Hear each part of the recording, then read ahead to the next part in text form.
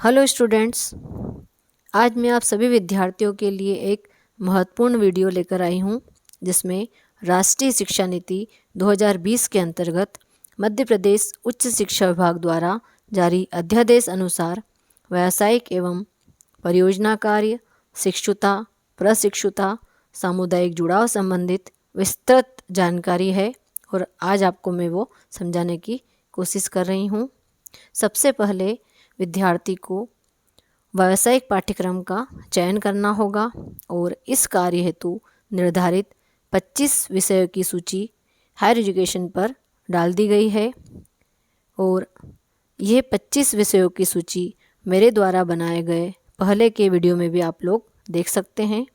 महाविद्यालय इनमें से न्यूनतम 2 विषय का संचालन कर सकते हैं और अधिकतम स्थानीय रूप से उपलब्ध विषय विशेषता एवं संसाधन के आधार पर कर सकते हैं।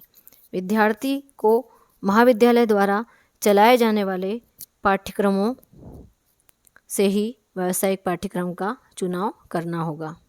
यदि विद्यार्थी महाविद्यालय द्वारा चलाए गए पाठ्यक्रमों से व्यावसायिक पाठ्यक्रम का चुनाव नहीं करना चाहता है, तब ऐसे विद्यार्थी स्वयं पोर्टल पर निर्धारित पाठ्यक्रमों से महाविद्यालय की अनुमति लेकर अपने खर्च पर भी स्वयं की रुचि के अनुसार पाठ्यक्रम पूर्ण कर सकता है।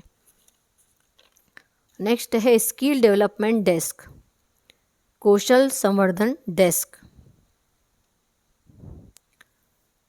कौशल संवर्धन डेस्क का स्वरूप कुछ इस तरह से होगा।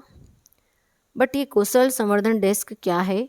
तो प्रत्येक महाविद्यालय में विद्यार्थियों की सुविधा के लिए व्यावसायिक पाठ्यक्रम, परियोजना कार्य, कौशल विकास पाठ्यक्रमों के संचालन के लिए एक स्किल डेवलपमेंट डेस्क का गठन किया गया है, जिसका स्वरूप कुछ इस तरह से होगा, जिसमें महाविद्यालयीन प्राचार्य सर होंगे, नोडल अधिकारी होंगे, विभागीय समन्वयक होंगे और प्राध्यापक पर्यवेक्षक सुपरवाइज़र होंगे और अंत में विद्यार्थी। तो ये है कौशल संवर्धन डेस्क का स्वरूप। इसके बाद व्यावसायिक पाठ्यक्रम का मूल्यांकन किस तरह से किया जाएगा? व्यावसायिक पाठ्यक्रम के मूल्यांकन के कुल 4 क्रेडिट होंगे, 2 क्रेडिट सैद्धांतिक और 2 क्रेडिट प्रायोगिक।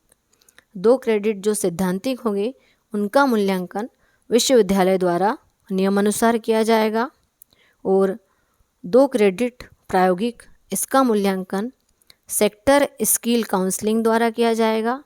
यदि किसी कारण से मूल्यांकन नहीं हो पाता है, तब प्राचार्य, नोडल अधिकारी, संबंधित उद्योग का एक प्रतिनिधि, विश्वविद्यालय द्वारा नामांकित व्यक्ति और एक बाह्य विषय विशेषज्ञ सब्जेक्ट एक्सपर्ट एक्सटर्नल के द्वारा किया जाएगा। व्यावसायिक पाठ्यक्रम के आंतरिक एवं बाह्य मूल्यांकन के अंक किस तरह से होंगे, यह भी समझ लेते हैं। तो व्यावसायिक पाठ्यक्रम का जो मूल्यांकन होगा उसमें आंतरिक एवं बाह्य मूल्यांकन में अंकों का जो विभाजन है क्रमशः 50-50 अंक के होंगे। आंतरिक मूल्यांकन 50 अंक, जिसमें 5 अंक उपस्थिति के होंगे, 30 अंक प्रायोगिक रिकॉर्ड के होंगे, 15 अंक मौखिकी।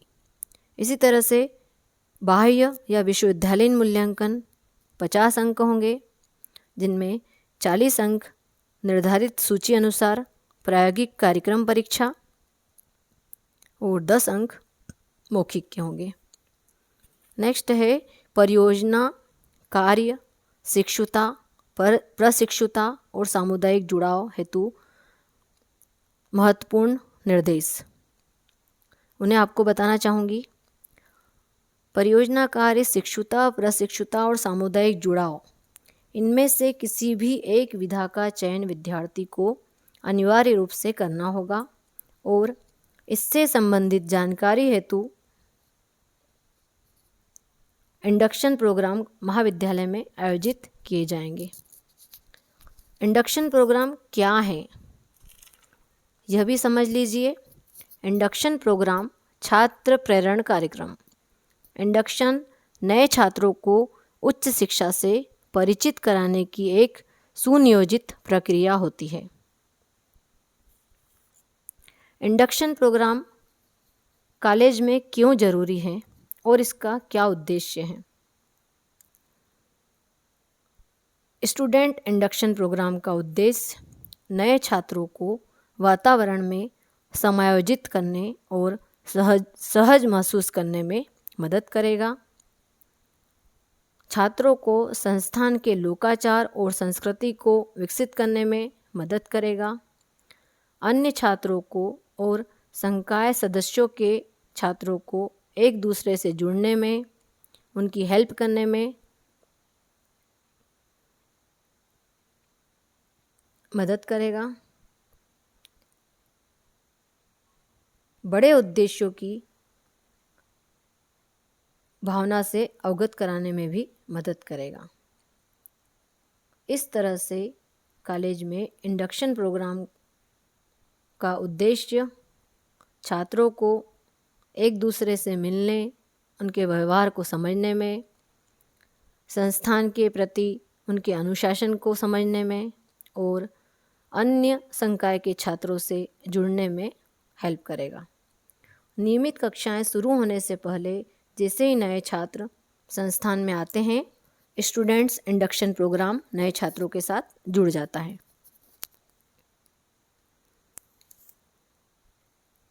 परियोजना कार्य, प्रशिक्षुता, शिक्षुता, सामुदायिक जुड़ाव, इन सभी कार्यों के लिए महाविद्यालय में 25 से 30 विद्यार्थियों का एक ग्रुप बनाया जाएगा और टीचर गार्डियन, शिक्षक अभिभावक को यह आवंटित किया जाएगा। शिक्षक अभिभावक का जो दायित्व होगा, विद्यार्थी की परियोजना कार्य पूर्ण कराने में मदद करना। इसी तरह विषय शिक्षक पर्यवेक्षक होंगे, जिन्हें हम सुपरवाइजर कह सकते हैं। इनका दायित्व होगा विद्यार्थी को सर्वे कार्य आवंटित करना, विद्यार्थी को आवश्यक मार्गदर्शन प्रदान करना, विद्यार्थी द्वारा किए गए कार्य का अद्यतन जानकारी का रिकॉर्ड रखना और आंतरिक मूल्यांकन करना। विद्यार्थी विषय शिक्षक से अपनी रुचि के अनुसार या इंटरनेट आदि की सहायता से विषय का चुनाव कर सकता है। यदि विद्यार्थी प्रशिक्षुता, शिक्षुता विकल्प का चयन करता है तो उसे मान्यता प्राप्त फर्म, संस्थान से गतिविधि पूर्ण करना होगी। यदि परियोजना कार्य या फील्ड वर्क का सिलेक्शन कर रहा है तब उसे महाविद्यालयीन शिक्षक के मार्गदर्शन में परियोजना कार्य पूर्ण करना होगा। यदि विद्यार्थी सामुदायिक जुड़ाव प्रोग्राम में अध्ययन करना चाहता है तो ऐसे विद्यार्थी को किसी मान्यता प्राप्त शासकीय, अशासकीय संस्था या फिर गैर शासकीय संगठन, नॉन गवर्नमेंटल ऑर्गेनाइजेशन, NGO के साथ जुड़कर अध्ययन करना होगा। विद्यार्थी को इन सभी कार्य हेतु टीचर सुपरवाइजर के साथ सतत संपर्क में रहना होगा।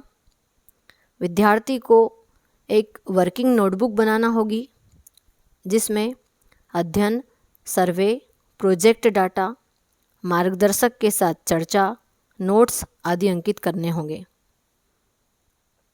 समय समय पर टीचर सुपरवाइजर द्वारा इस नोटबुक का निरीक्षण किया जाएगा और हस्ताक्षर भी होंगे। यह वर्किंग नोटबुक विद्यार्थी द्वारा अंतिम अध्ययन रिपोर्ट के साथ मूल्यांकन के लिए टीचर सुपरवाइजर के पास जमा होगी। अब इन सब कार्य हेतु अनुमति हेतु प्रक्रिया।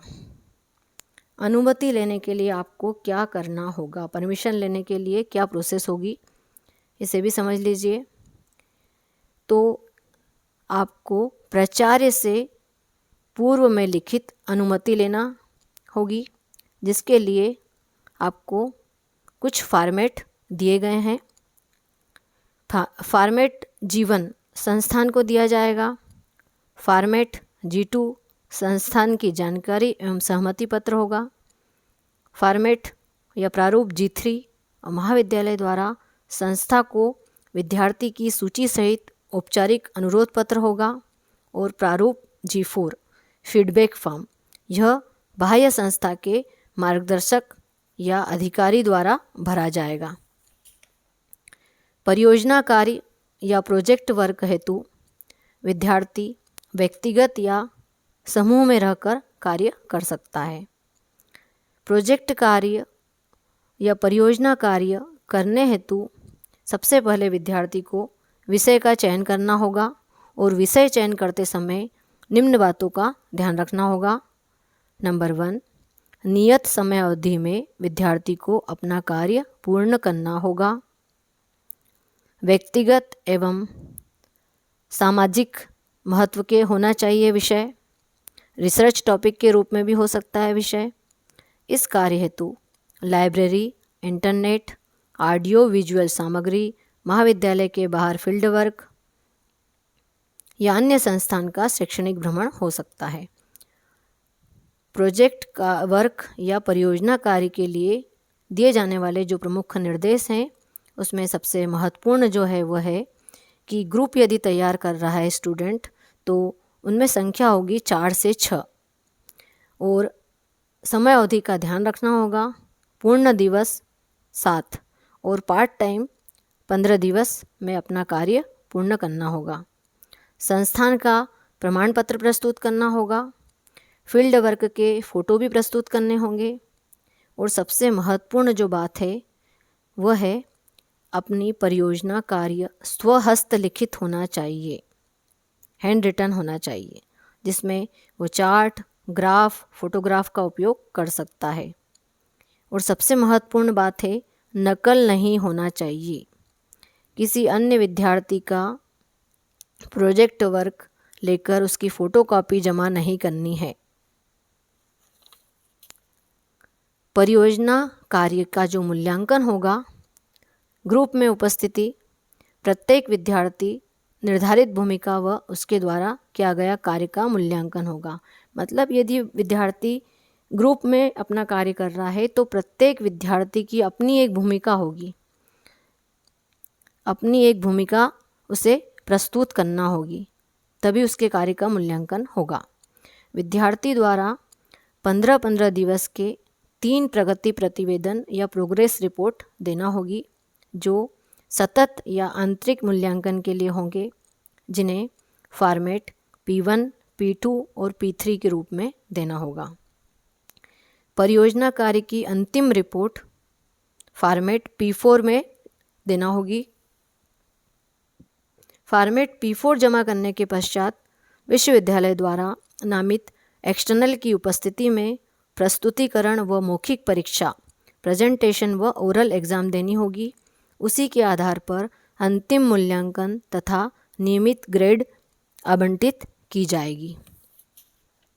आंतरिक या सतत जो मूल्यांकन होंगे उसके 50 अंक होंगे और जो बाह्य मूल्यांकन होगा उसके भी 50 अंक होंगे। आंतरिक मूल्यांकन में 3 progress report P1, P2, P3 format में देना होगी, जिसमें से 2 प्रोग्रेस रिपोर्ट बेस्ट होना चाहिए। इसी तरह से जो बाह्य मूल्यांकन है जो 50 अंक का है उसमें 30 अंक लास्ट प्रोजेक्ट रिपोर्ट एवं सामूहिक प्रेजेंटेशन के होंगे और जो 20 अंक होंगे ओरल व्यक्तिगत प्रेजेंटेशन के होंगे। इसी प्रकार यदि विद्यार्थी प्रशिक्षुता एवं शिक्षुता, इंटर्नशिप और अप्रेंटिसशिप में विद्यार्थी विषय का चयन करना चाहते हैं तो इसमें विद्यार्थियों को किसी संस्था या फर्म या व्यावसायिक संगठन व्यक्ति के साथ रहकर अपना कार्य पूर्ण कर सकता है। और इस कार्य हेतु व्यावसायिक संगठन या किसी संस्था जिससे वो जुड़ रहा है उसका प्रमाण पत्र लाना होगा, तब उसका मूल्यांकन होगा। इसके लिए विद्यार्थी को उस संस्था से पहले सहमति पत्र लाना होगा और कॉलेज प्राचार्य सर को देना होगी। इसके बाद विद्यार्थी को प्राथमिक चरण फॉर्मेट A1 प्रस्तुत करना होगा। फॉर्मेट A1 कार्य की प्रारंभिक रूपरेखा, कार्यक्षेत्र व संस्थान की जानकारी प्रस्तुत करेगा। कार्य पूर्ण करने में 7 पूर्ण दिवस और 15 पार्ट टाइम दिवस का उपयोग कर सकता है। संस्था से G4 फीडबैक फॉर्म लाना होगा। इसके बाद आंतरिक मूल्यांकन, जिसके अंक 50 हैं, दिए जाएंगे और अंतिम रिपोर्ट फॉर्मेट A2 में प्रस्तुत करना होगा। अंतिम रिपोर्ट 2000 शब्दों की स्वहस्त लिखित हैंड रिटन होना चाहिए और उसमें आवश्यकता अनुसार चार्ट, ग्राफ, फोटोग्राफ्स इंक्लूड कर सकता है। इसी तरह से सामुदायिक जुड़ाव, यदि विषय का चयन कर रहा है तो उसे समझ लेते हैं कि सामुदायिक जुड़ाव होता क्या है। सामुदायिक जुड़ाव का अर्थ है सामाजिक संरचना वाले व्यक्तियों या समुदायों से जुड़कर किसी सामाजिक कार्य को सफलतापूर्वक करने में मदद करना। सामुदायिक जुड़ाव का उद्देश्य क्या है? तो सामुदायिक जुड़ाव का जो प्रमुख उद्देश्य है, जिसमें विद्यार्थी पढ़ाई के साथ साथ सार्वजनिक सेवा को समझ सकते हैं और समुदायों में आने वाले वास्तविक जीवन की समस्याओं को पहचान सकते हैं।